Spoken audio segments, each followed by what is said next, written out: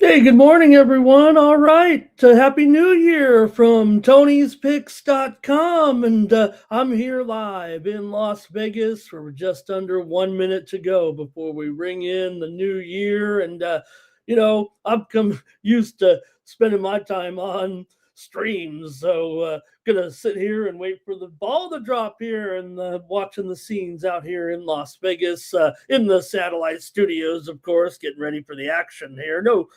No time. I learned a long time ago New Year's Eve is not the night to be doing any partying for various reasons, but we know it's because you got to be up and ready. But it used to be a bunch of bowl games on New Year's Day. We just got the 3 huge games tomorrow. We had the 1 huge game there, obviously, on Wednesday night, but I'm just awaiting the ball drop here. Happy New Year from Las Vegas. This is Ramon Scott, and welcome to Night Moves here for Thursday, January 1st. Oh no, the whole show's screwed up. I didn't change the date. It's like writing a check. Remember? Do you remember writing? Does anybody write a check anymore? There we go. We got the right year. Hopefully another great year here with Tony'sPicks.com, and Happy New Year to everyone from me and to the Tony's Picks family as well. So thanks for being here, man. We've got a dozen of you probably watching some of the same scenes that I am right now, looking here at the Las Vegas Strip, and a great crowd out there. It's raining here in Las Vegas tonight, a steady rain all night, no doubt about it here, but really just a light rain. And I don't know if you can hear the fireworks behind me right now, but if they're loud, maybe I should have opened my blinds there a little bit so I think we could probably see plenty. I'm here in the Las Vegas Valley, just kind of overlooking the Strip to the north there, but man, I can hear the booms right now throughout the neighborhoods here. So Happy New Year. It's going to be a great day. We've got the 3 big games to look at here on Thursday. We've got some holiday NBA and hockey as well. I picked out 5 college basketball games. I don't know if they're the best. They just seem to be good games.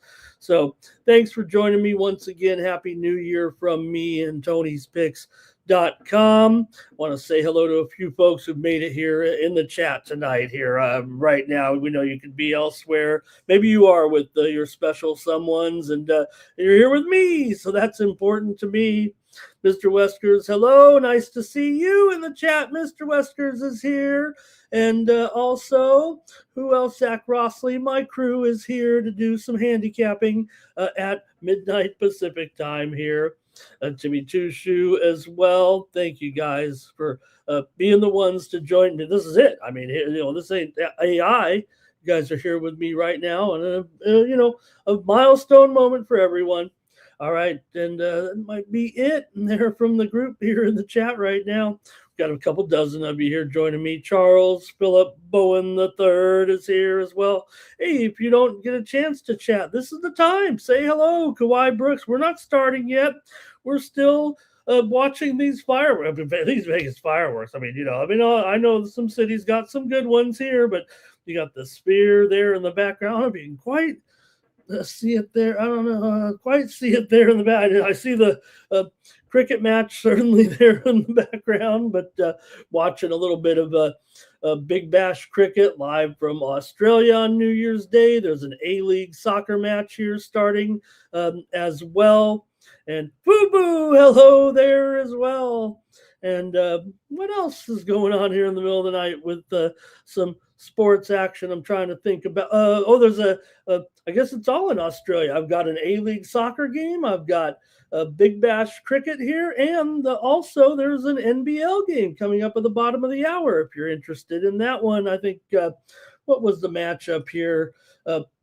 Perth Perth is in the matchup here tonight, and they are taking on the Brisbane Bullets here. So I'm all Aussied up and ready to go with the action here tonight. We'll preview the games in just a moment, and just settling in and settling down here to look at our show. Hey, let's talk about some of the action last night real quick. And look, hey, I'm not taking a bow or anything. I just have some favorite players that I like, in the different sports. I'm particular to guys that I've been able to meet in, my endeavors as a prep reporter. But we mentioned on the show last night, I mean, we were with DeAndre, and yeah, we had a few winners for sure. We didn't get them all. But yesterday, DeAndre gave us Iowa there, and I went over in that one. So we had the win there in the game between Iowa and Vanderbilt. Iowa led 14-3 at halftime. Pavia, 347 yards and 2 TDs. He looked the part in the game. But it was 34-27. Iowa with the win in that one. The Big Ten improved to 7-3 in bowl games this year, 6-4 against the spread. The mighty SEC. I'm not embarrassed, but they're 3-6 straight up and against the spread in bowl games now. Also, there was the Duke win over Arizona State. Might not got the money. It was close, obviously, there with the 3-point win. And Duke kind of went up. We were on the show last night. We're mostly talking 3.5s and 4s. Can't budget too much, but did a pretty good game there for Duke as they scored the winning touchdown with 2 minutes left in the game. Mensa, 327 yards and 4 TDs. Sims was good too. Didn't overlook him a little bit, 375 yards and 3 touchdowns. ASU had over 600 yards, but did have turnovers in that game that kind of cost them there in that one. Michigan and Texas, yeah, maybe it was a little bit too much to ask for the Michigan Wolverines there last night, with Texas getting the win 41-27. It was 17-all at halftime, but Texas scored 24 points in the second half on 224 yards, and the Longhorns were averaging 7 yards a carry against the Michigan defense. And Manning, 375 yards of total offense, including 155 rushing. That's something that the Uncles couldn't do, as Texas got it there over Michigan yesterday. I had the over here on Night Moves last night. Also, Utah dumped Nebraska. DeAndre gave that one to you here. Dampier, I said, he's certainly a good position here. 300 yards, 2 touchdowns. Nebraska had 14 points early, but only got 8 points the rest of the way after those first 2 drives, as Utah rushed for 225 yards and 5 carries. You see what Michigan kind of lacked there a little bit. You saw Coach Whittingham at the Michigan game the same time that Utah game was going on, right? I don't know. Was he watching the Utah game? Did he have some TVs in his booth up there, or was he focused on Michigan? It certainly seemed like he was, and you're going to see more of that Utah offense. I mean, they're like Utah's had passers too in the day, but when they needed to, they always got down to the grind, kind of like a military team, really, right? I mean, they look like Army and Navy out there sometimes outside of the triple option a little bit, but the way they grind and churn. And Michigan, I think good things are in store back in Ann Arbor with Whittingham. He's not going to, hey, maybe he will coach for 10 years. Who knows there. And finally, look, I mentioned him last night, the defensive MVP of the Cotton Bowl. Keontae Scott mentioned him right here on the show, said, I think he's one of the best players in the country. best defensive backs in the country, the safety, and he had the big play maybe of the day, right? The interception return, 70 yards, 73 yards for the touchdown to break the game open when they were up 7-0. And my man, Keontae Scott, you could go to my timeline right now, my X timeline, if you want to. You don't have to, but I interviewed Keontae, and I've known Key for over 7 years as a high schooler from my area. He transferred in from Las Vegas. Interviewed him a couple of times on my timeline right now. I have an interview with him that I did 6 years ago, but it's mostly a fun interview because he was coming off of a game where they turned in a wild play on a last second first half play where 6 different players touched the ball before he ran it into the end zone on the last part of the play, and we kind of had some fun with him. If you have time and want to check it out, the video is not great, but it is a wild play, one of the craziest I've ever seen, actually. When he was at my high school, Helix High School. So I was so proud to see Keontae Scott. He's going to the NFL. You better believe he's going to the NFL. Number 0. You saw him on Miami Hurricanes, and Miami got the win. They were a 7.5-point dog. DeAndre gave them to you here on the show last night. I gave you the under. I also went with a premium in that one. 2-0 on the college football premium, 2-1 on the college football premiums. I also had the Nebraska-Utah game over as a premium, and gave it out on the show as well last night. So head on over to Tony'sPicks.com and check out our premium picks. Always our best picks over at Tony's Picks. Use the promo code TonyT at checkout to save 15% off those premium pick packages here on Sunday, including mine. So check it out. Check out the handicapper leaderboards and see who's hot. Look at Alessandro here, Vegas Al. I know he took the night off tonight. He deserves it. 10-4 there. Look at that. DeAndre. Oh, by the way, just 4-1 in his premiums. Justin McKelvey, 3-1-1 in there. Ron Crawford had 6 winners as well. There's Steve Duncan back with us, doing a great job on the show there with Rod, the hockey show, the Daily Dangle. There, you got to give him a little dangle in there on the ice. And let's take a look. We got to see what DeAndre. I mean, look. Here's the thing with DeAndre. He's a very generous man. If you listen closely, he gives you 1 or 2 of his premiums every time. And just great job by DeAndre here. Let's take a look at those winners there. Loyola Chicago plus the points against Rhode Island. Is Loyola Chicago going to come back this season? DeAndre had him here plus 10, getting the cover there. Also, Army plus the points against Lehigh did the job. He had Wichita State against UAB. We talked about that one on the air. We talked about 2 of those on the air. We talked about the Pelicans and the Bulls game, and DeAndre gave you the Bulls. Great job, DeAndre. So check out those handicapper leaderboards and see who's hot and get signed up. All right. I had some, like I said, 2-1 there with the college football totals there yesterday. Man, it wasn't that great on my college basketball, even though we had some great picks here on the show. All right. We don't have a huge card here, but we certainly got to get to it here right now. Oh, let me get the graphic here as well. Use that promo code TonyT at checkout. I see a few of you still commenting. There I go. There we go. See if I can get back to the show here. Say hello to the folks as well there. And let's see what we got. Who else showed up? Greg, hello. Thank you there. And Zach said it would be the Canes last night.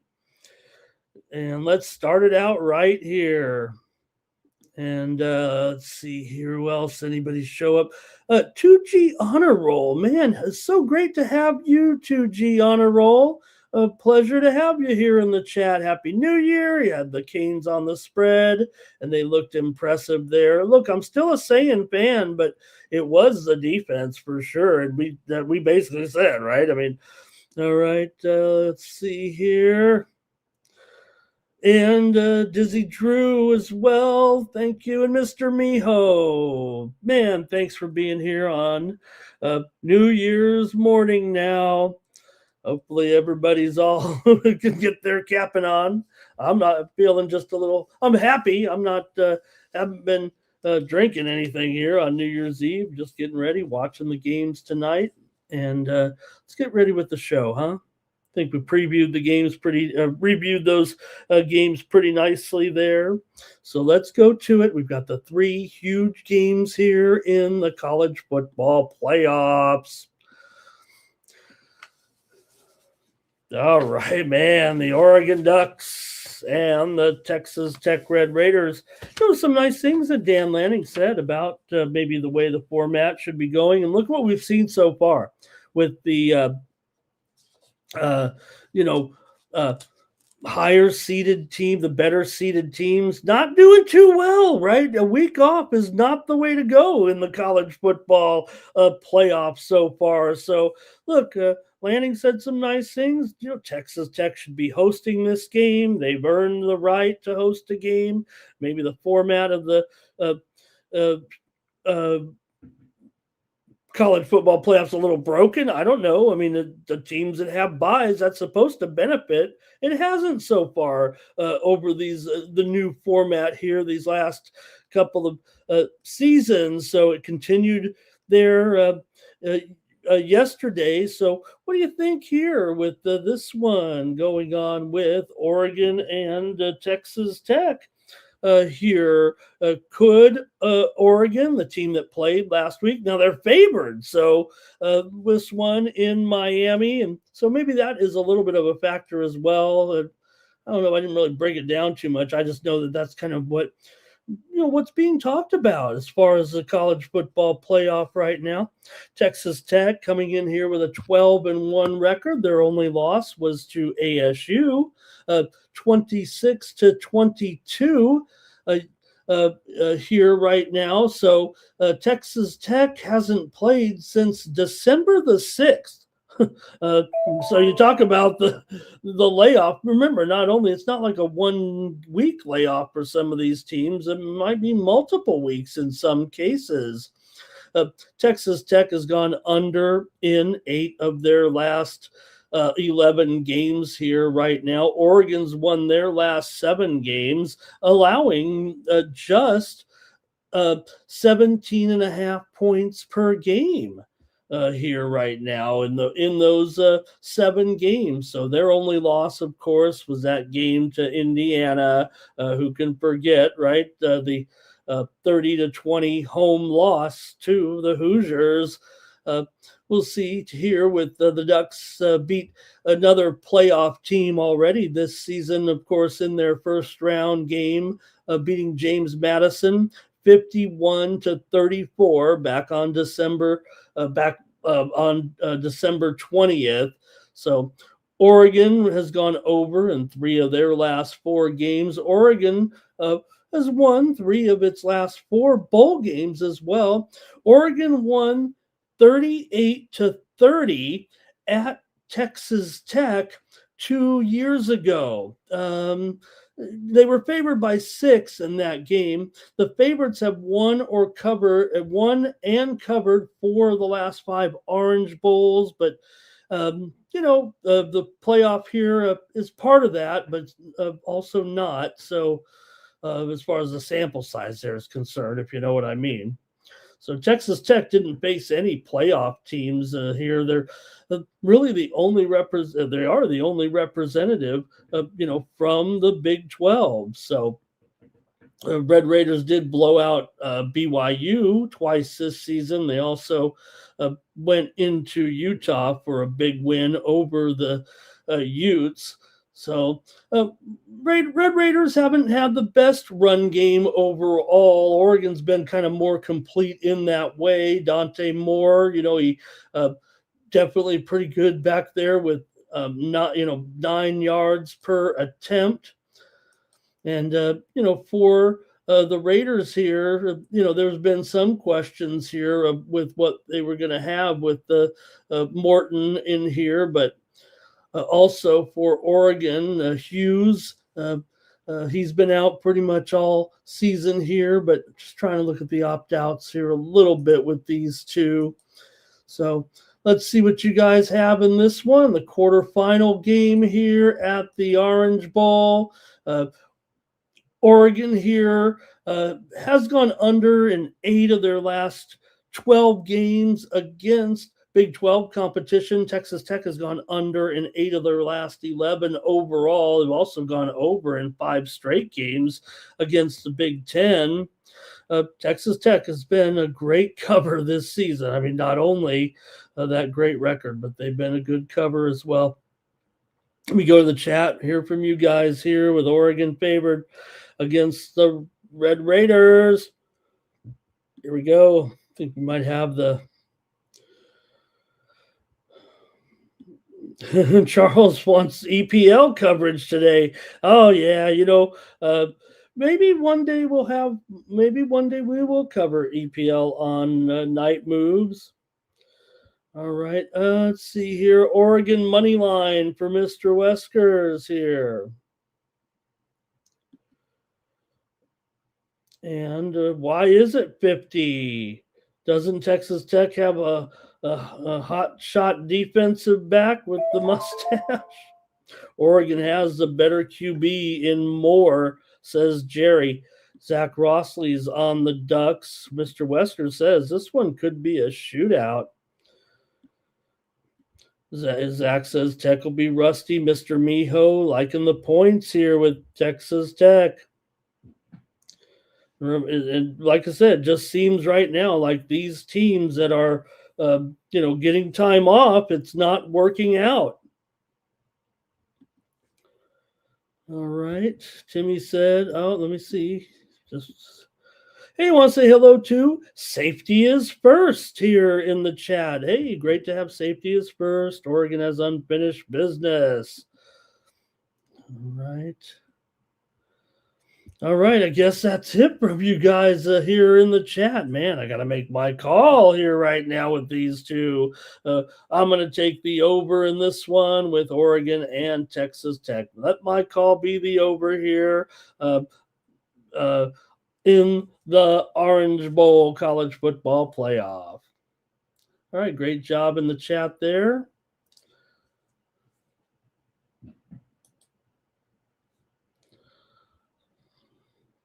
Okay, let's move on to the next one. Man, these are great games. All right, the number 1 team in the country, the Indiana Hoosiers, take on the Alabama Crimson Tide.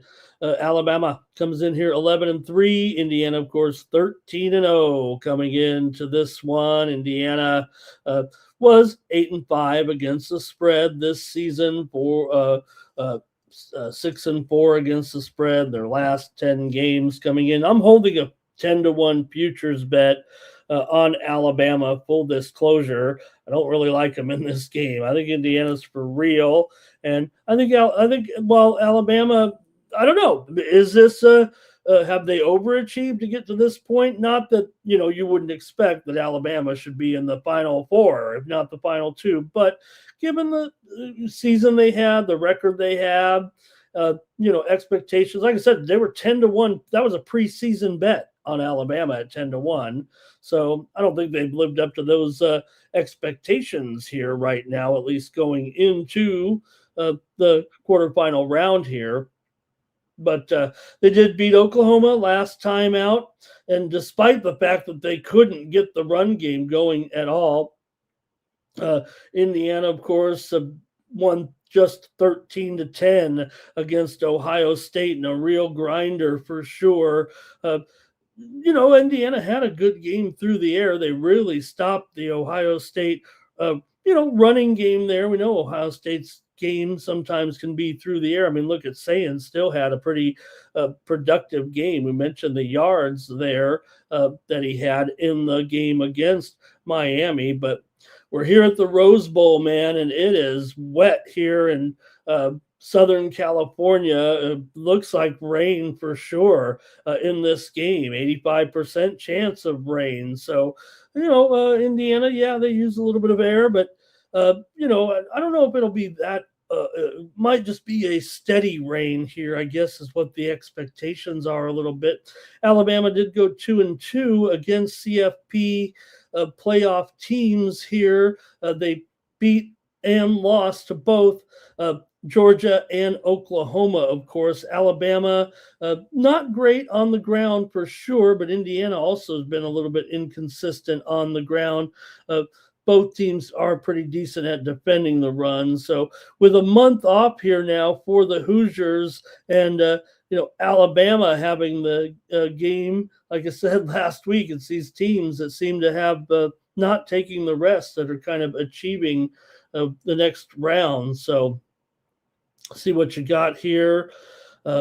Crimson Tide obviously put up a pretty big number there on Oklahoma, 34-24. They did, of course, lose to Georgia, but had the win over Auburn late. Indiana, meanwhile, rock teams like Purdue, Wisconsin late. They, didn't cover in that 27-24 game against Penn State. Indiana, 5-2 to the over in their last 7 games. I'm going to overlook the fact that Indiana has not won a bowl game in nearly 35 years here. Actually, this is a totally different situation with this program now. Alabama pretty good in those close games, 4-1 straight up in games decided by 7 points or less. DeBoer 7-2 as an underdog in his career. Crimson Tide has dropped 3 of their last 5 bowl games overall. 9 of Alabama's last 11 games have gone under here. I'm laying the points with Indiana. Not a hedge at all. I'm not playing a money line here. I have that Alabama future. I'm not, confident in them. I don't even know if I was confident in them when I placed that bet. I just thought at 10-1 with DeBoer in here, I think he's still going to do a great job at Alabama.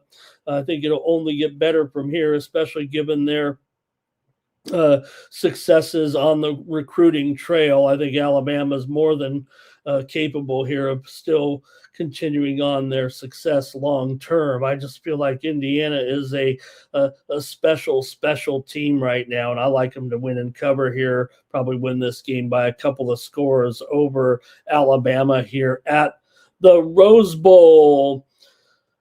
All right, underdogs have covered 5 of the last 7 Rose Bowls. Let's go to the chat and see what you have in this one. And it was, let's see here. Zach likes the Crimson Tide. And no doubt the Indiana schedule has to be of concern, and that's what, Mr. Weskers is kind of alluding to there. And safety first saying looks a little bit obvious here. And we talked about it, right? Look, there you go. Safety is first said it. I got him at 10-1. Safety is first. Like I got him, get him now at 14-1. So basically, I've had what can I say? I've had a little bit of money just sitting there, getting a little negative reverse line value there for Alabama now. Oh, well, I thought I had a good pick at the time. I knew after that first game, I was like, that might not be a good. And remember, here's a team that, I don't know, they got in. They deserve to be in, right? Alabama. But there was questions there whether or not they could be in, should be in, and things like that. You know what I'm talking about. Timmy Choo says that, Simpson hasn't been great at all. I don't see Simpson, going anywhere past his college career like Mendoza, certainly. And I have concerns about Mendoza. I like Pavia, and I like what I saw yesterday, but I'd actually move Pavia's stock down here a little bit after yesterday. But we'll see. It's up to Mendoza here. He might look really good.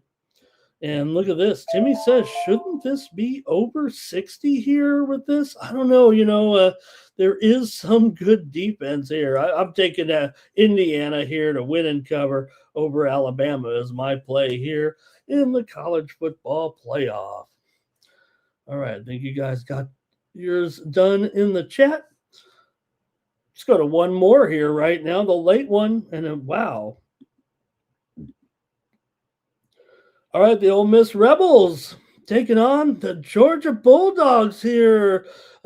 Hey, in an all SEC matchup at the Superdome, of course, in New Orleans. What a sight for this one, huh?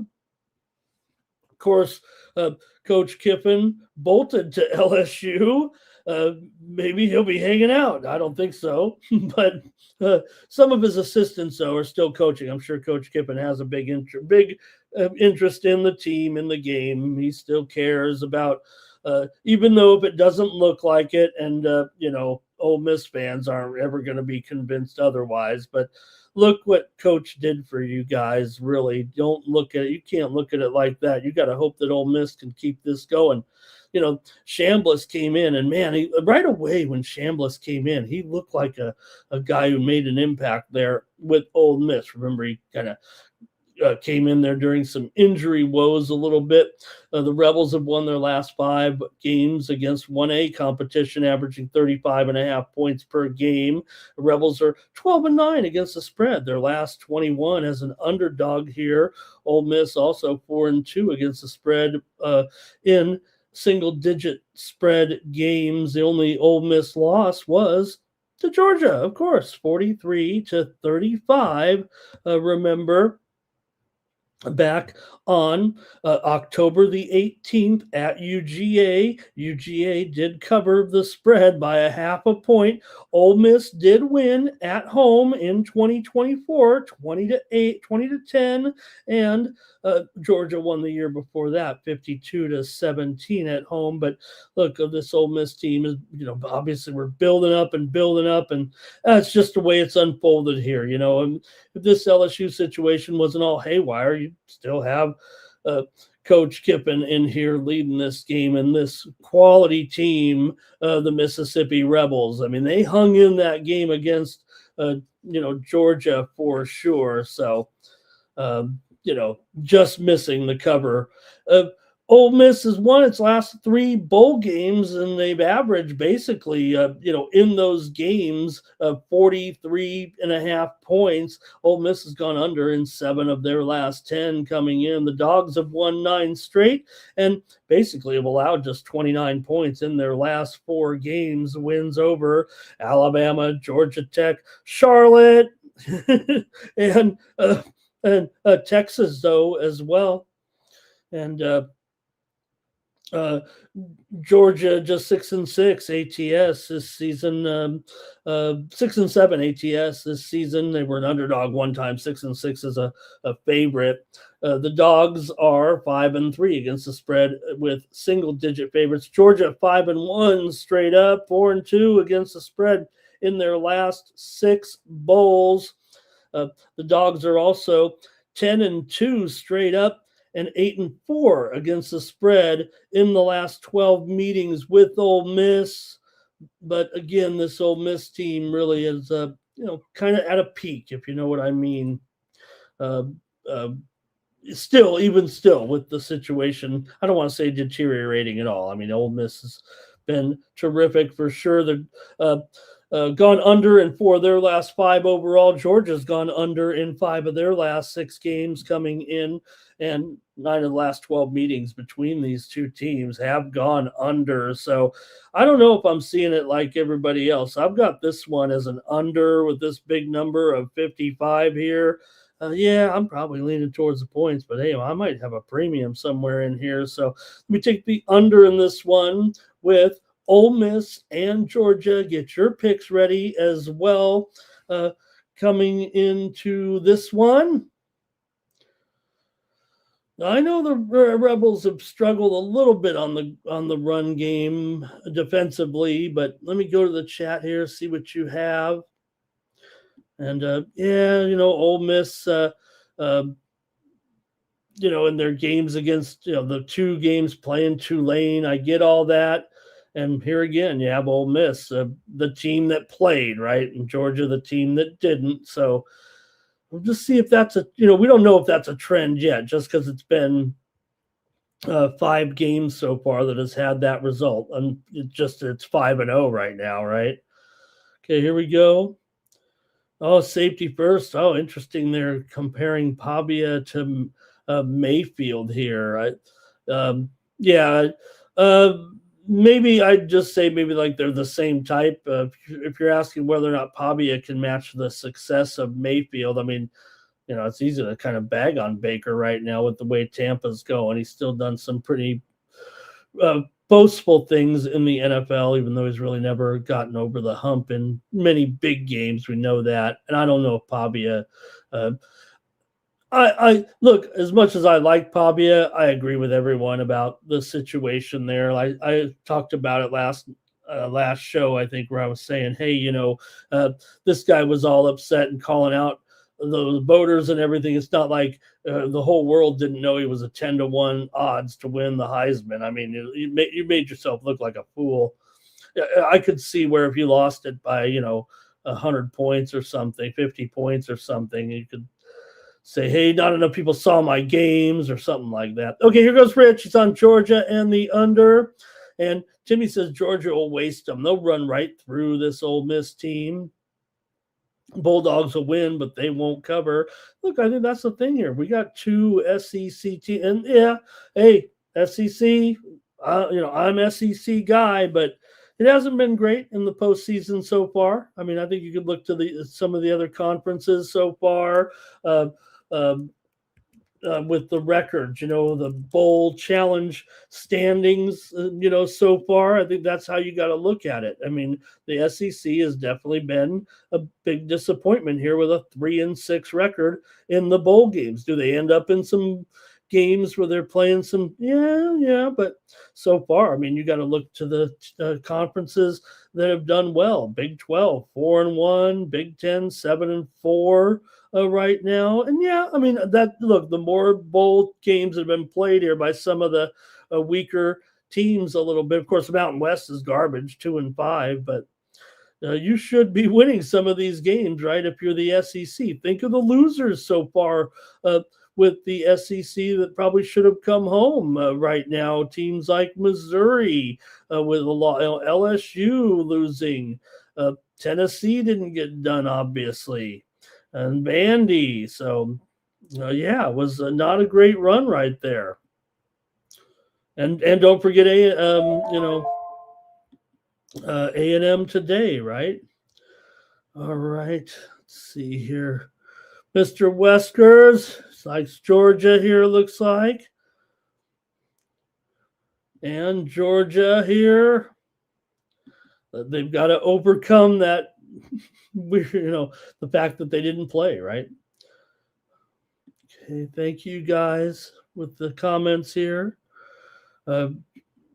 He's got, Georgia QB to show out here. Look, he could do something to improve his stock a little bit, right? If you know what I mean, with Stockton in there, Georgia and Alabama. Let's see here. All right, I think that's it. You guys had your say. I'm taking the under in this one with Ole Miss and Georgia at 55 points. All right. Guess that's it. Man, I'd love to talk more about it, but all right, let's keep it rolling right now. We got to get to these other games. So on New Year's Day, go to the NBA.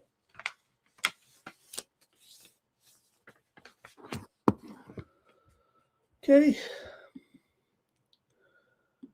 First up, we've got the Rockets taking on the Brooklyn Nets here. NBA action for New Year's Day. Pretty much a night card, though, here, starting at 6 Eastern and 3 Pacific time. Houston comes in with 3 straight wins right now. Wins over the Lakers, Cleveland, and Indiana. They didn't get the money against Indiana, but Brooklyn was hot. They won 3 in a row before losing to Golden State last time out. But, hey, for Brooklyn, 3-game winning streak, I mean, that's like broke the bank there for the Nets. One of their best little runs of the season there, to be sure. Houston's gone just 3-7 against the spread in their last 10 games right now. They're also 7-3 against the spread, however, in their last 10 games against Brooklyn. Brooklyn's gone 4-2 straight up and against the spread in their last 6. 8 of the last 10 meetings between these two have gone under. Now they just meet twice a year. I get that, but Brooklyn's been kind of an under team this season, going 6-10 to the under at home and under in 12 of their last 17 games. Now Houston is 17-11 to the over as a favorite and 12-6 to the over on the road. I'm going to take the under, though, in this one at 223 between Houston and Brooklyn here on New Year's Day. Let's see if you guys care about this one. These two teams did meet in Houston back early in the season, and it was 137-109. Houston rocked them as a 16-point favorite. And, Nets, they got basically their top player back here. That it's no doubt that the winning streak had coincide with Thomas's return to the lineup, it feels like here, even if they did lose the last one. Terrence Mann is questionable. Michael Porter Jr. questionable for Brooklyn here. Demon is out of this one. Sengun is the big question mark here. He is questionable again with that calf injury. He missed the last one. And also Capella and Adams are both questionable. Houston could have a big donut in the center position here if one or more of those guys aren't ready to go.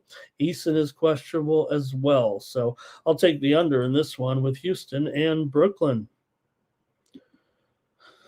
All right, and if you guys want to comment like Rich, he said Nets and under here.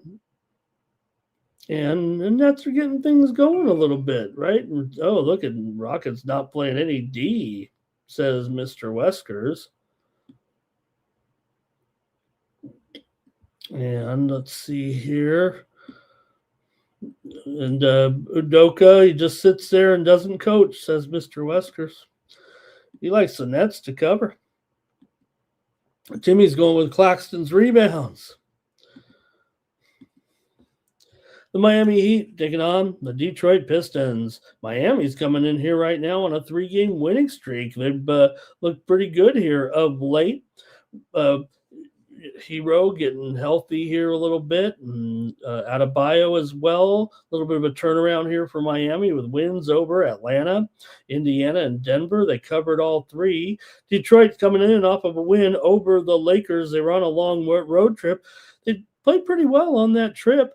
Like I said, ended it with a win over the Lakers. They did get blasted by the Clippers. They also lost to Utah. They did beat Sacramento and Portland. Detroit comes in 9-6 against the spread at home. Meanwhile, Miami 11-5 against the spread as an underdog. Miami's 1-5 ATS, however, against Detroit in the last 6 matchups between the two teams. 4 of the last 5 meetings between these two teams have gone over. Miami, though, however, has gone under in 8 of their last 12, but they are 7-10 to the over on the road. Detroit, meanwhile, comes in with a 5-game home winning streak, and, they did lose a couple in there, but still, man, they're 25-8 this season. Miami just trying to stay afloat above 500. They were 15-15 before this 3-game winning streak. We do have Detroit favored at home in this one, and they've won 8 of their last 11 right now. Let's go to the chat, and it's going to be heat all day for Timmy Two Shoes. Zach says take the Pistons. That's what I'm going to do. I'm going to take the Pistons in this one. Look, I think I have pretty good feeling about the Heat when I'm on them, when I'm not. We've been kind of backing them most of the year. They've been a good spread team, that's for sure, in spots, but they are 11-5 as an underdog. Detroit's 13-14 as a favorite ATS, but I do like them here, actually, and I'm going to take them in this one. The stats may not line up there. And let's see here. Mr. Wesker says, Miami does have some injuries here right now, and he says he thought several of the 3 wins were suspect, maybe when they were going up against Atlanta, but they were an underdog in that game. But for Miami here, Larson is out. Hero does remain out right now. And for the Pistons, Harris is doubtful. Also, Levert is out. All right, I'll take the Pistons in this one. Sixers are on the road taking on the Mavericks. NBA action for New Year's Day. This one's close to a pick 'em here right now. Philly may be the 1 or 1.5 point favorite. Both teams a little bit of a slump right now. Dallas has lost 3 straight coming in to Golden State, Sacramento, and Portland last time out. For Philly, meanwhile, they are in off of a win over Memphis on the road here. This is their 4th game of the road trip here. They did lose to Chicago and OKC to start it out, but then beat Memphis in overtime. Last time out, they outscored Memphis 11-8 in OT. So let's see what you have here in this one with Philly on the road taking on Dallas. Dallas has lost 5 of their last 6 overall and gone just 1-5 against the spread. Philly's won 5 of the last 6 meetings between the two teams. Philly's also gone over in 4 of their last 5 games coming in. They're 9-7 to the over as a favorite. Dallas is 14-10 to the over as an underdog, and they've gone over in 8 of their last 11. I think Philly's going to come in here and get a win in this one over Dallas. I think they can pick up the win here. Dallas right now, Anthony Davis is probable in this game. The news kind of broke earlier today that Davis would be able to return from that groin injury for the Sixers here. Embiid is probable. I'm going to take the Sixers here in this one over Dallas on Thursday. And you're welcome to comment in the chat on this one. Dallas and over here for Rich. And Timmy says he likes flag to fill it up. Also, Mr. Wesker says Sixers have New York next on the road on Saturday. Zach says the Mavs at home. And Mr. Wesker says Davis will have limited minutes tonight. Sixers will snap that losing streak. And Dallas is not closing those games out.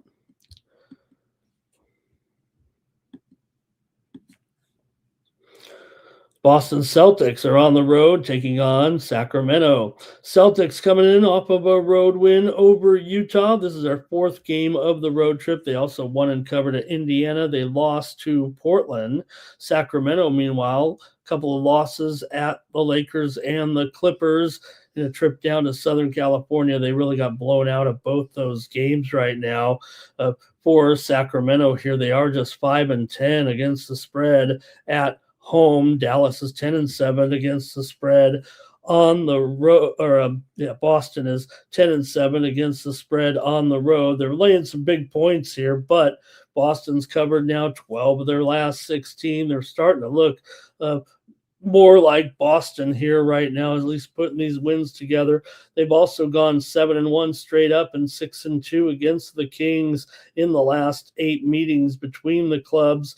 Sacramento's just 5-10 ATS in their last 15. 12 of the last 18 matchups between these two teams have gone under. Sacramento's gone under in 13 of their last 20 overall, and Boston's gone under in 7 of their last 10 on the road. I think Boston is going to get a blowout win here on the road right now over the Kings. I think the matchup just suits them perfectly here. Yes, easy call, one a mismatch against another here, but Zach LaVine is out of this game. So I'm going to take the Celtics here to win by double digits here. I think they've actually moved up to a 10-point favorite at some spots here right now.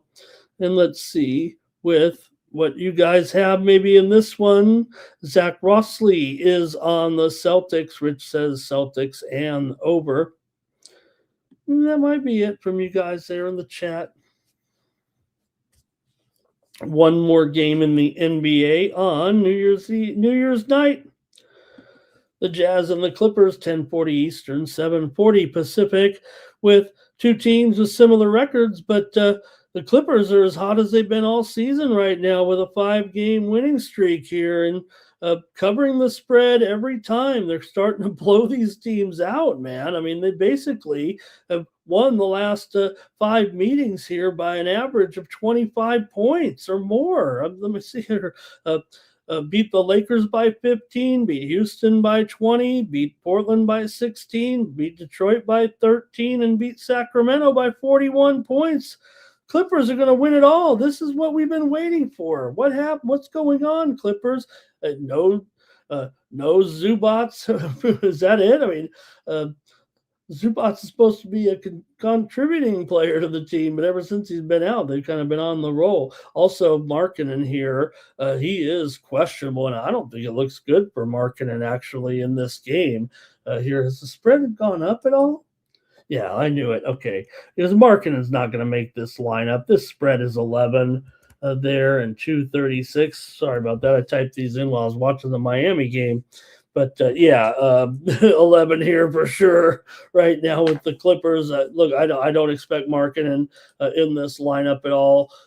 Bogdanovich also out here for the Clippers, but for Utah, Keontae George questionable, and Nurkic is out as well. So definitely some missing parts here in the way the Clippers are going. Now, look, you could look at Utah here and the numbers still might say they have a chance to hang in, right? They're 6-3 ATS in their last 9 games, but the Clippers have covered 5 in a row, 4-1 ATS at home here in their last 5. A big contrast to the fact that they're now 5-10 ATS. There was a time there they were 1-9 ATS at home, but they've been fighting back here. Still 4-11 ATS as a favorite here right now. I'm just going to stay with the over, I think, in this one for the time being with that increased spread. Gonna have to take a longer look at that one for me now. So I'll take the over. Utah's gone over in 7 of their last 9 games overall. 4 of the last 5 meetings between the two teams have gone over. Utah's also 18-10 to the over as an underdog this season. So give me the over here with the Jazz and the Clippers. I want to take the Clipper. 8.5 points would have been a no-brainer, I guess, but we always say that. See if there are any comments on this one. And hey, want to say hello to Robert Bocanegra in the chat. Awesome to have Robert here. He wants a max play in this one. You know, I think for me, if I had a max play on this card tomorrow, I'd take the Indiana Hoosiers over the Alabama Crimson Tide. Rich Stubbs here says go with the Clippers. Also, Zach said the line went to 11.5 even. Oh, man, yeah, they're probably the way these Clippers are going, it doesn't surprise us, right? I mean, this has been a real strong run for the Clippers right now, and maybe they feel like they have to make up for lost time. Utah did lose last time out to Boston at home, 129-119 as an 8.5-point dog. But before that, they had nice wins over Detroit and San Antonio. Jazz money line here for Mr. Weskers today.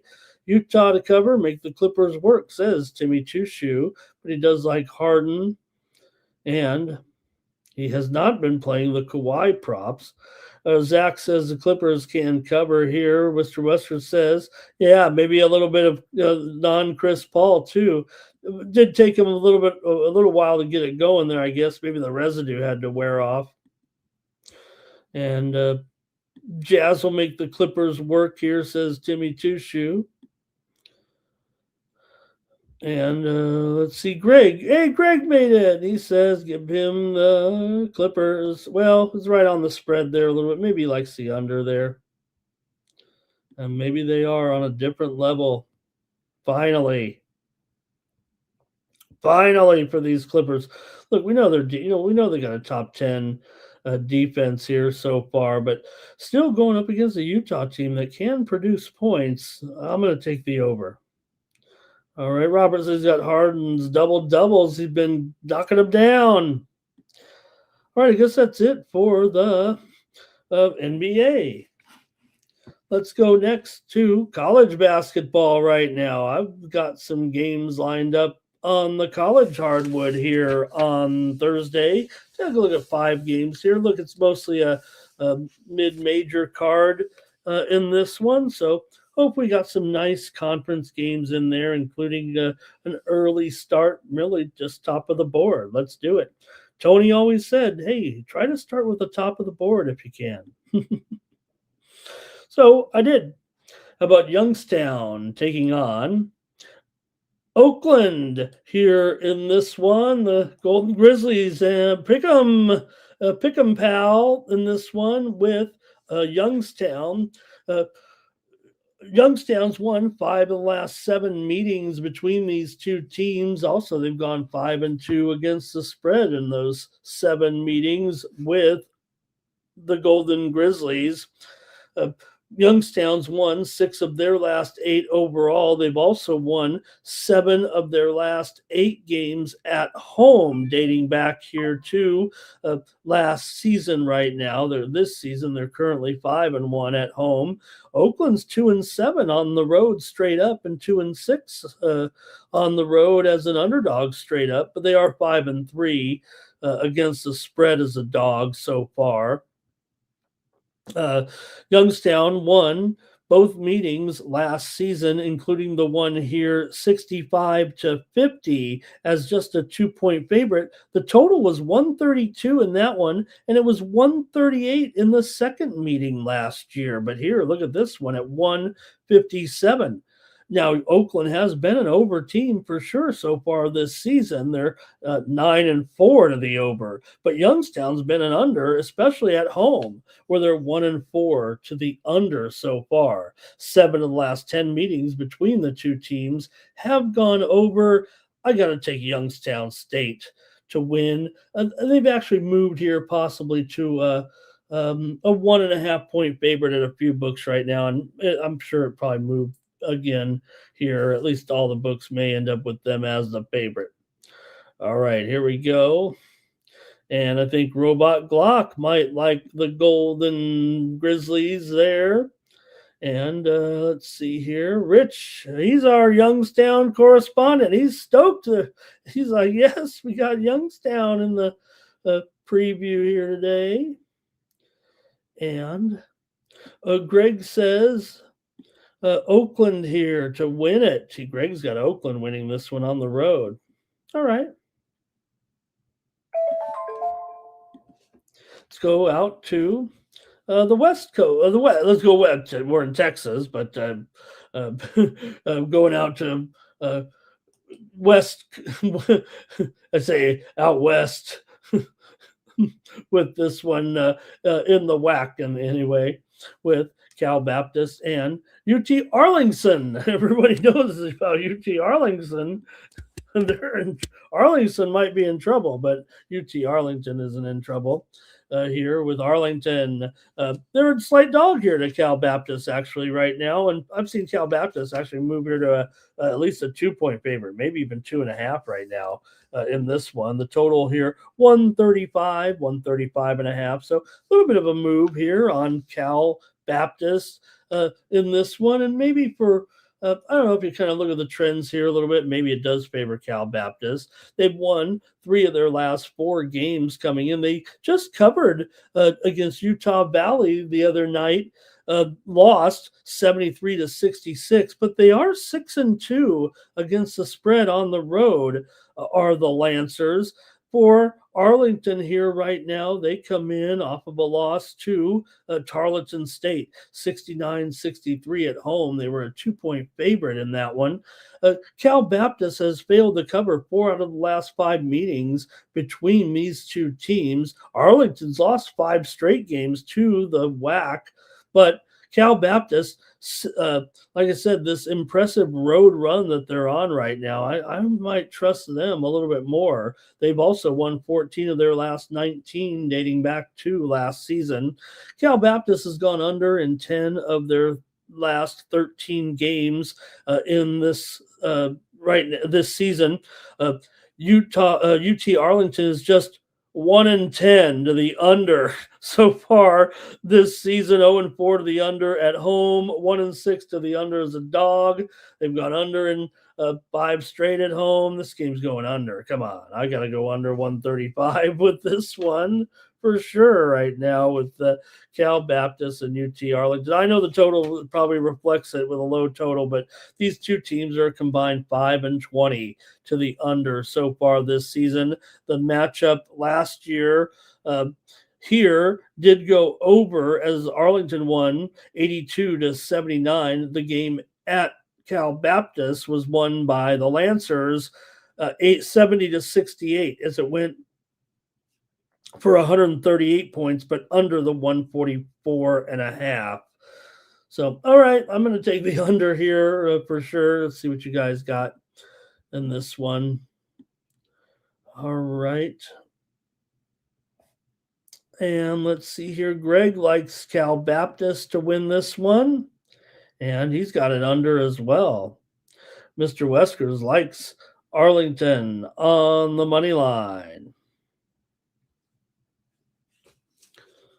All righty. See if I got the right games in order here. Oh, and there's Robot Clock. He likes Cal Baptist in the first half. All right, next up, I'm going to go out to the Missouri Valley and take a look at this one with Bradley here. And Bradley taking on Belmont. And you got Bradley here coming in on a little bit of a roll here. They're 10-4 overall. This one's at 7 Eastern and 4 Pacific time. Belmont coming in off of a loss. They were on a winning streak as well, but they lost to Indiana State 81-80 last time out as a 7.5-point road favorite. They did beat Irvine on the road and covered, failed to cover against Evansville, but won, failed to cover against Illinois Chicago, but won.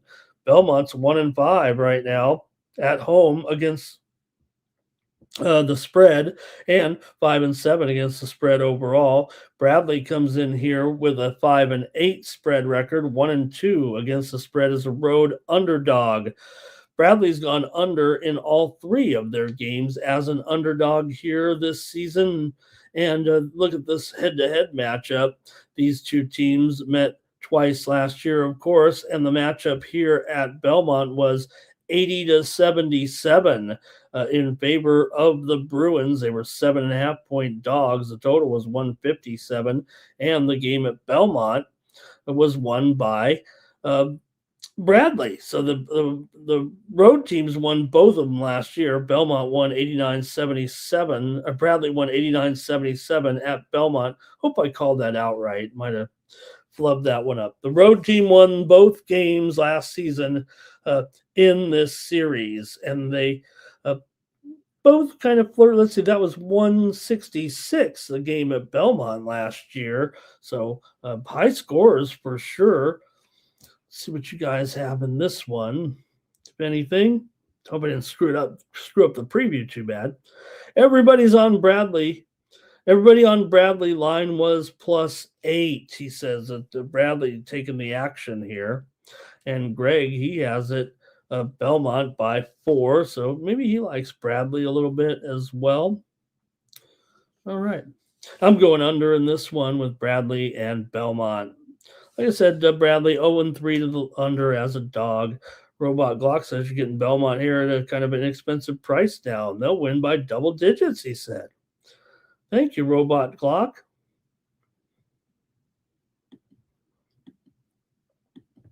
Utah Valley on the road, taking on Tarleton, staying in the WAC here right now. Talked about Tarleton. Tarleton, they've got a pretty good run going here right now, but Utah Valley is on a winning streak for sure coming in. They're hot. Utah Valley comes in 11-3 so far this season. Tarleton's 10-4 coming in. They've got a 3-game winning streak themselves, wins and covers over Mississippi Valley and Florida A&M, and they just beat Arlington, like I said, 69-63. Meanwhile, for Utah Valley, they failed last time out against Cal Baptist, but won the game by 5. They were favored by 7.5 in that one. Utah Valley has won 4 of the last 5 meetings between these two teams, but Tarleton State has covered the spread now in 12 consecutive games at home dating back to last season. Like I said, they're also 9-1 ATS so far this season, despite that 10-4 record. They are 2-4 as an underdog straight up, and they're an underdog here. But still, that is tough to ignore at home when you've covered 12 straight. I got to take Tarleton here plus the points. As hot as this Utah Valley team is here, and Utah Valley did win them both last season. Here they won 71-66 as a 6.5 point favorite. Tarleton actually covered in that one as well by a half a point. The Utah Valley home game, they won by 25, laying 14.5. But Tarleton has had some success here, obviously, right now. They're on a cover streak for sure. Even a tough game against Cincinnati, they were getting 23.5, lost by 18. So, they were favored against the Mississippi Valley and FAMU, but I got to take Tarleton on that 12-0 run here. See what you guys got in this one. Hello to Andrew K in the chat, ready to get something done here. And got to take the points here, says Robot Glock. Greg says he likes the Valley. He actually likes Tarleton there, it looks like. With a buzzer beater. All right.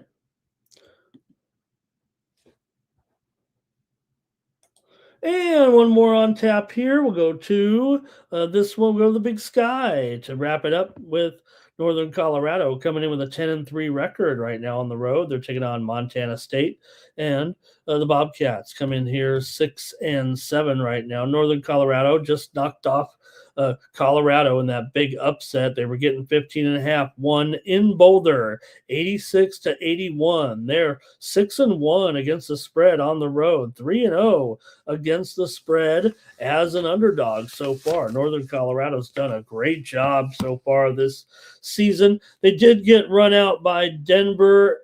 They covered against Texas Tech, getting 24.5 on the road. They beat South Dakota State by 2. They were favored by 8.5. Also, they beat Omaha by 5, laying 3.5. But they're 7-3 ATS overall, but in their best role here as a road underdog. Montana State, meanwhile, 7-3 ATS. They've done a nice job so far as well. 3-2, however, ATS as a favorite coming into this one. So see what you got here.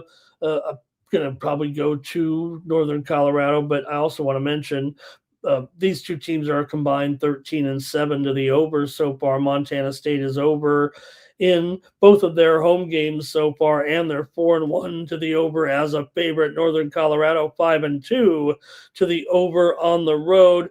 Last season, the teams met 3 times, including in the conference tournament, and Northern Colorado did win all 3 games, including at Montana State. 83-82 is a 1-point dog.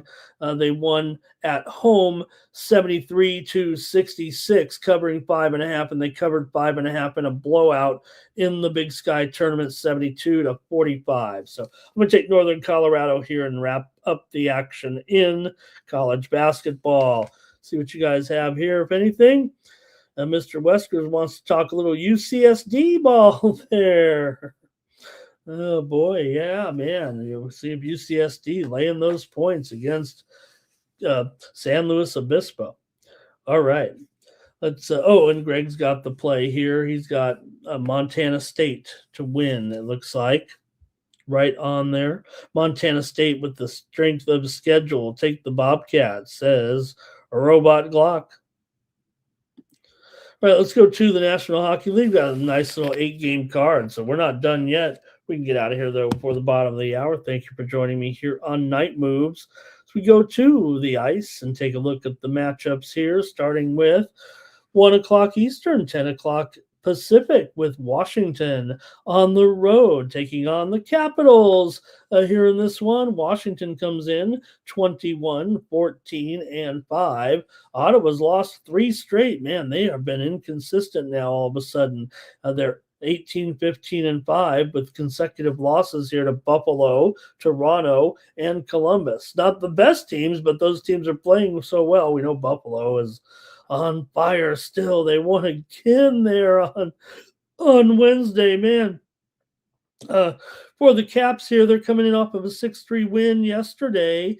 Ottawa's had a couple of days off here waiting for this one, but the Caps won yesterday 6-3 at home against the Rangers. These two teams met once this season.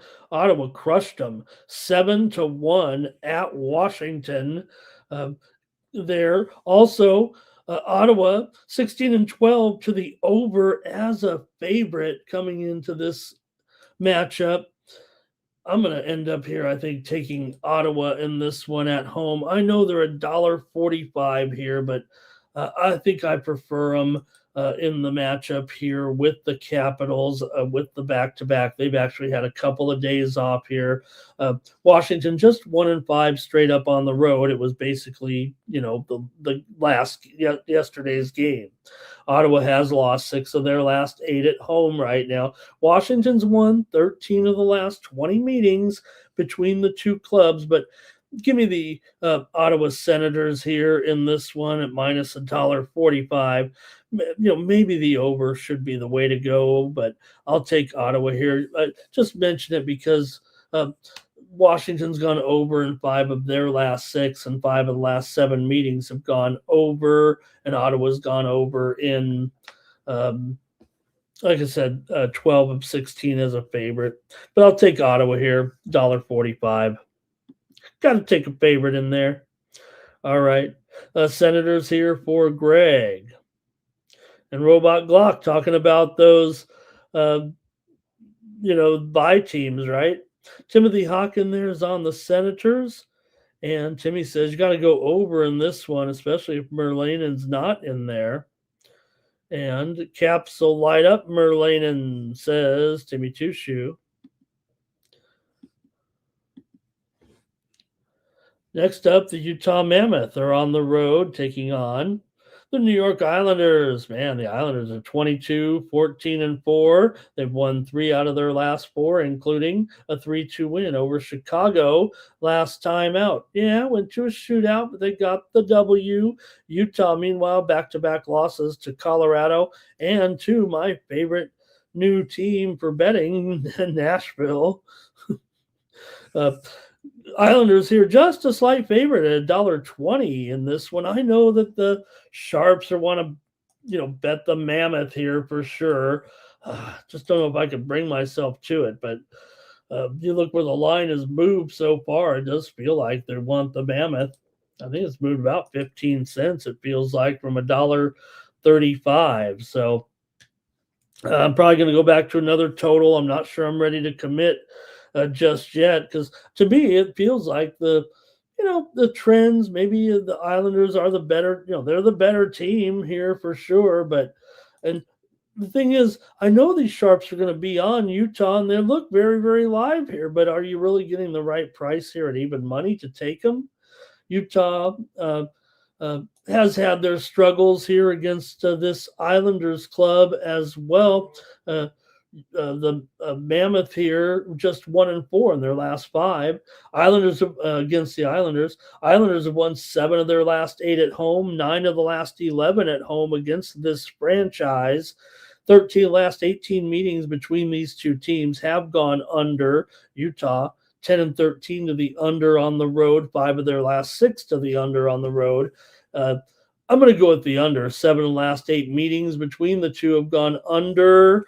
Give me the under. I know they just meet twice a year, but I'm going to go under here, especially with the total of 6 under 20. I'll take the under. There's 5.5 over 25 out there as well, but I'm going to take the under with the Utah and the Mammoth. With the Utah and the Islanders. All right. Don't Timmy Two Shoes not fading the Islanders here. Timmy's on the under. Greg says 4-3 Islanders. No Mammoth today. And Timothy Hawk is with me on the under. All right.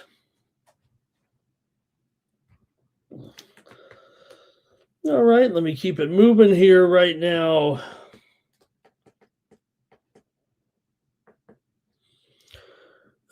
Greg says it'll be going overtime here.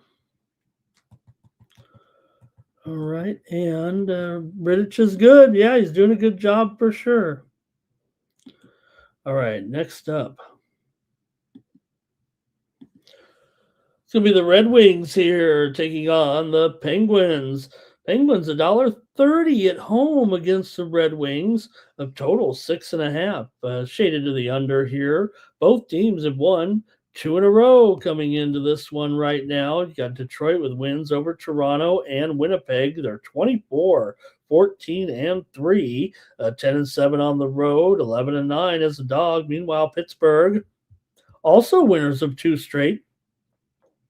Over Chicago and over Carolina. You guys were all over Pittsburgh in that game, remember, but still Pittsburgh just 17, 12, and 9 overall. They are 8 and 6 at home coming in. Red Wings here.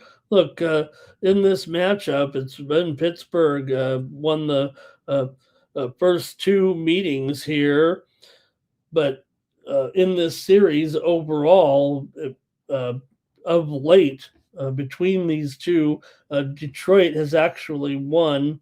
No,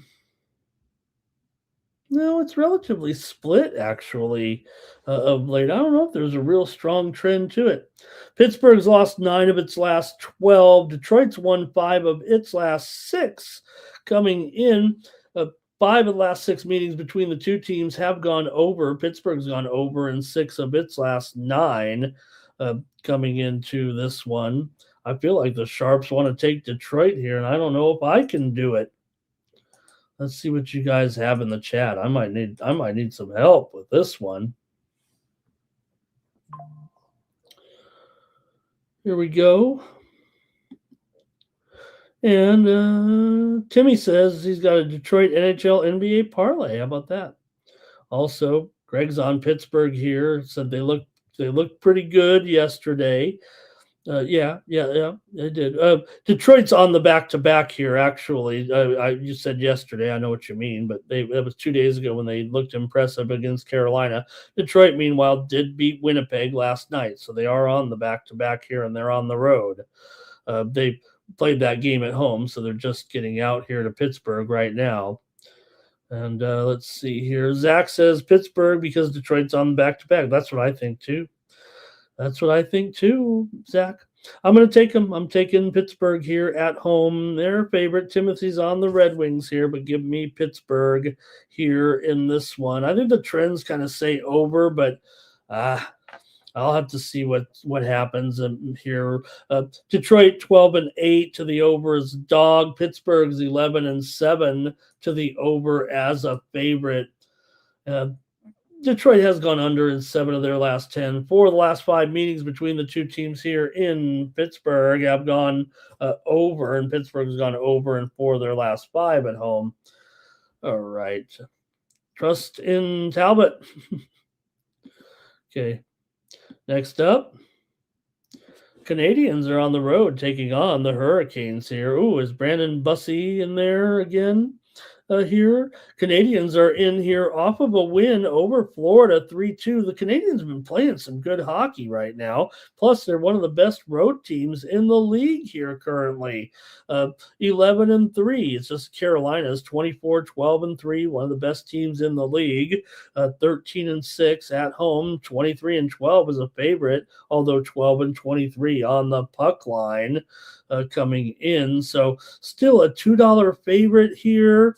You have a Montreal team, like I said, one of the best road teams going. Carolina actually lost that game, of course, to Pittsburgh, but man, Montreal has been hanging in there right now. And even at this one here at $2, it does feel like the puck line still a little bit high, but man, I gotta think Montreal can stay in this game. But they're minus $1.50 despite nearly a $2 puck line here. Oh man. Well, I know these teams are having some overs here for sure right now. You got uh, basically Montreal here over in 4 of their last 5 games on the road. Carolina's gone over in 4 of their last 6, but 4 of the last 5 meetings between these two teams have gone under, and Montreal is 0-10 in Carolina. In the last 10, 10 straight losses in Carolina for Montreal. I mean, I don't know how else I can put it here right now. Although Montreal did win at home twice last season against Carolina. This has always been a disaster trip for them here, actually. So, all right, see what you have in this one. But Montreal, we know they've been a hardcore over team this season, and they're 12-7 to the over on the road, 15-7 to the over as a dog. Carolina 12-8 to the over at home. This is an under series, but I'm going to go over here.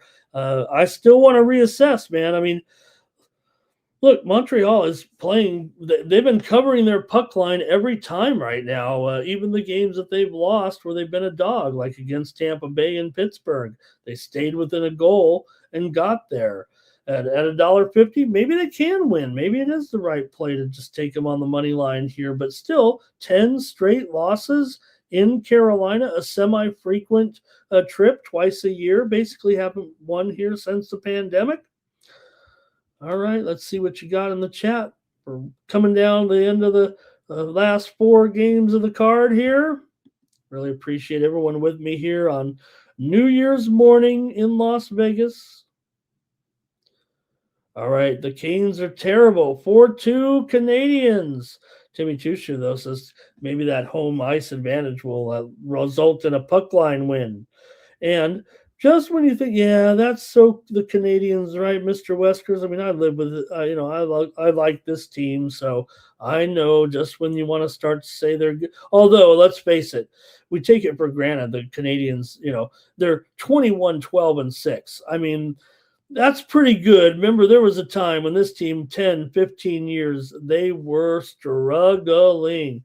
Timmy says, without Jarvis right now, it's going to be a little bit of a problem here for the Canes. Not only that, Gosti is questionable in this game for Carolina here.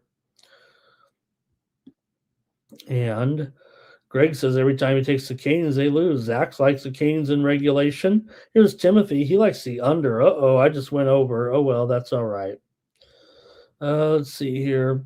Jordan Stahl, anytime goal. And we need the Whalers and the Nordiques to come back. And Andrew's lost his mind in the chat. All right, Carolina getting smacked by Pittsburgh. That hurts the Habs. All right. I'll just take the over in that one. I'll think about it here.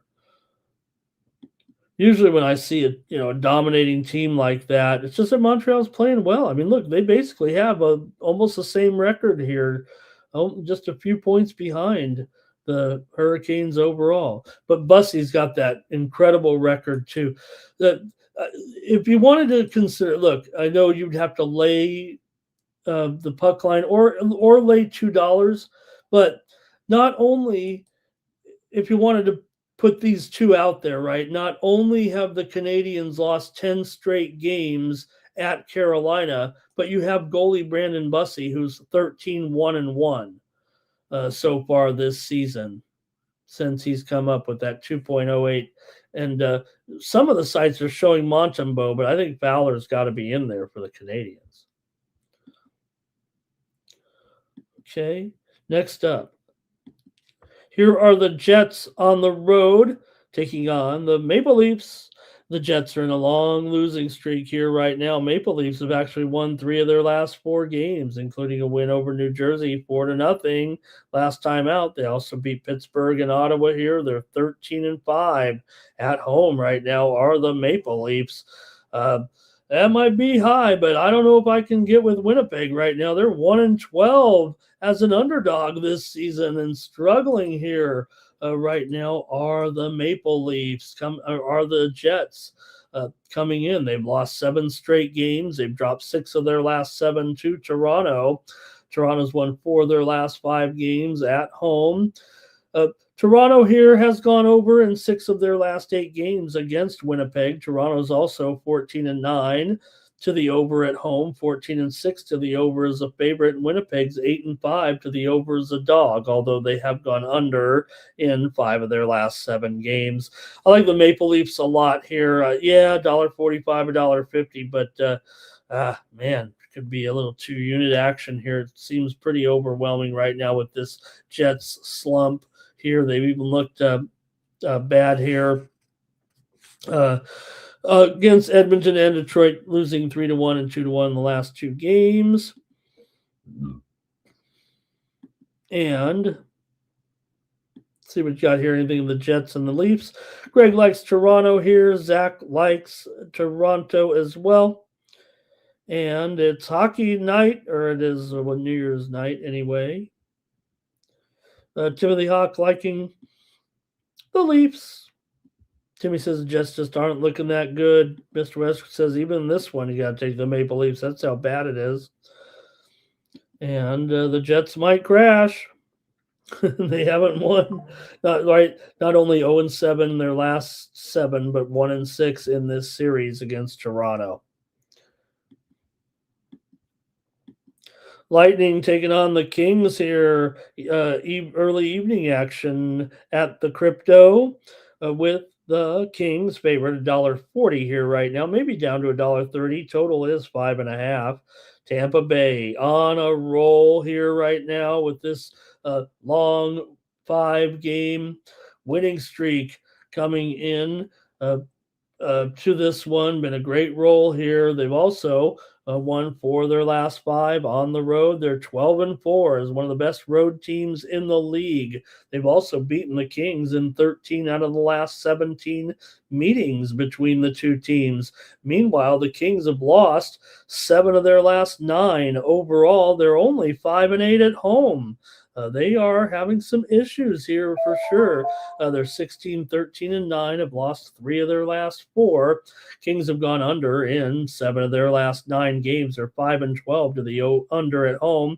Also, Tampa Bay 2-5 to the under as a dog, and they've gone under in 4 of the last 5 games overall against the Kings. Kings have gone under in 8 of 10 at home. I'm going to take Tampa Bay here as an underdog in this one. The Sharps are on the Kings. I know it. I just can't do it right now. But no question, I think the move is coming. Let me see what here. Well, no, the Kings.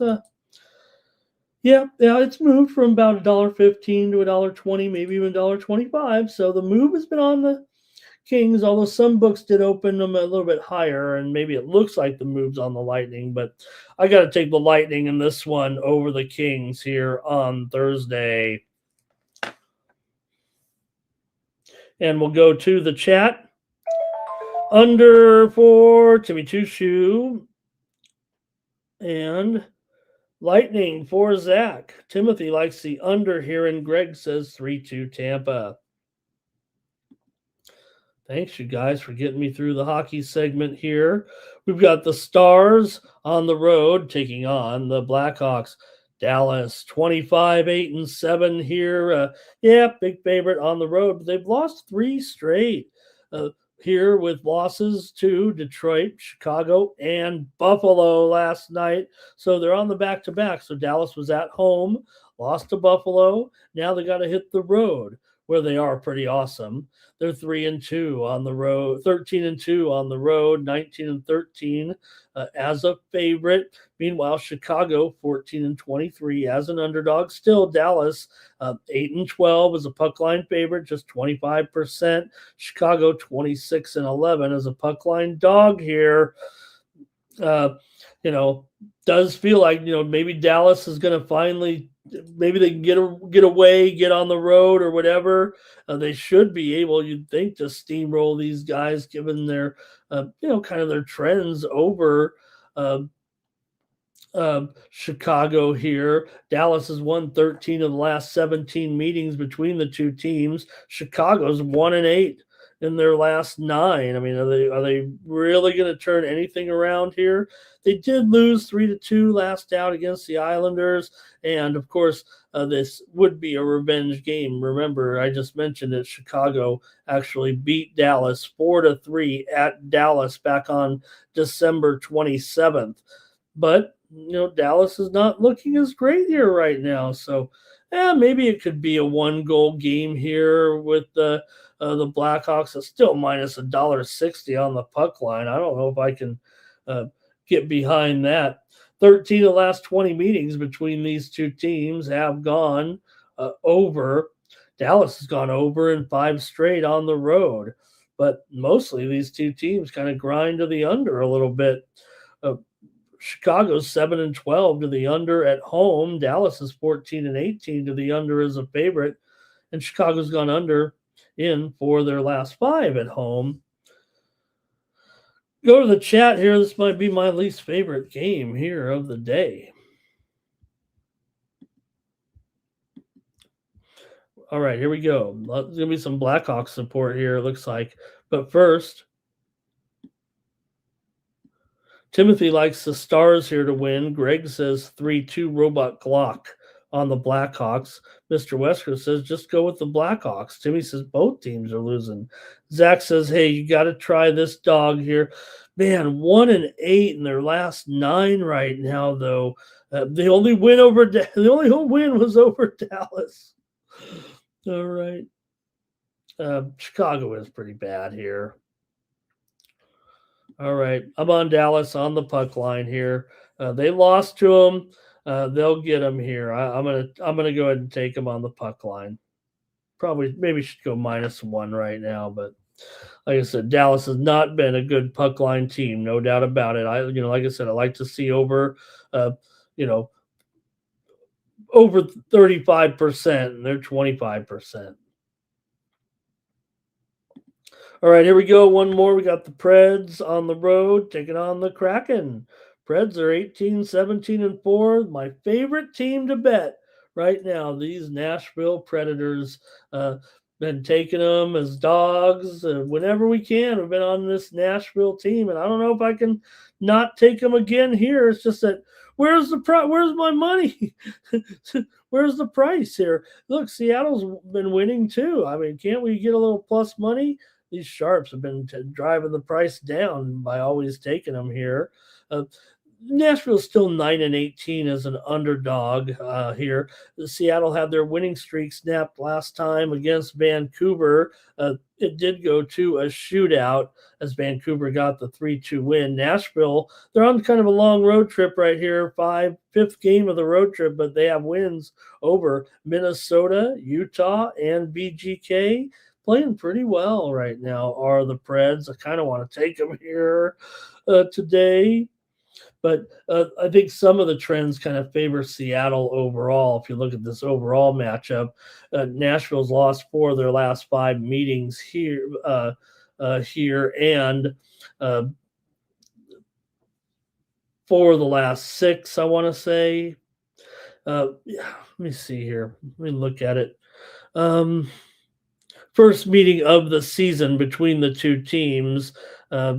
Right now, Seattle won at home last year 3-0 and 7-3. Nashville won at home 5-3. So, all right, see what you got here with these two. I mean, look, maybe you could just go to the total here in this one. You got a Seattle team that's 5-14 to the under at home this season. Nashville's 11-16 to the under as an underdog, and they're still an underdog here right now. Although it's getting close to a pick 'em, it feels like. Like I said, it feels like Nashville keeps drawing the attention of the Sharps. It makes it not as attractive of a price. Nashville's won 7 of their last 10 games on the road. Seattle's gone under in 5 of their last 6 at home, 4 of their last 5 overall. I'll go with the under in this one between Nashville and Seattle. The under will be my play. All right, here we go.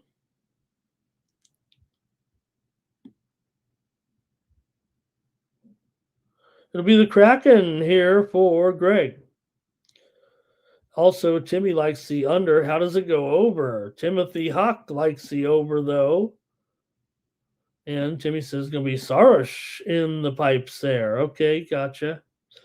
And the streak will end today, says Greg. Which streak, though? Oh, one more here. I didn't have any confirmation, I don't think, on this one just yet. All right. I guess that's it for the Night Move show here. Bottom of the hour. Happy New Year, everybody. Thank you so much for joining me here on the show. Should be a great sports betting day for sure, with the great college football games. Make sure you're joining me back here for Night Moves on Friday. We'll go over the card here for Friday night with you guys and see if we get DeAndre back. David McMahon, hello. Nice to see you in the chat. Thank you for visiting tonight, David. Happy New Year to you and everybody in the chat joining me here tonight. Hey, head on over to Tony'sPicks.com. Pick up my best bets here for the action on Thursday, New Year's Day. Check me out over at Tony's Picks. Use the promo code TonyT at checkout. Save 15% off those premium pick packages. You can click on the All Cappers tab. There you'll find the handicapper of your choice. Click on their handicapper profile page, and that's where you can get signed up. Why not join me here where I was up 30 units in Major League Baseball this season. I'm also having a good college football season. I'm on a 9-2 run over the last 30 days in college football. I went 2-1 there today, and going to have some action here for sure with the action in the college football. Why not ride with me for 3 days for $99 over at Tony'sPicks.com? I'll have plenty of plays here, especially in college basketball over the next few days. So join me over at Tony's Picks and use the promo code TonyT at checkout. Save 15% off those premium pick packages. All right, that's going to do it. Really appreciate you joining me here on Night Moves. We'll be back tomorrow with more Night Moves and for the Tony's Picks YouTube channel. I'm Ramon Scott. So long and Happy New Year. Enjoy the games from Tony's Picks.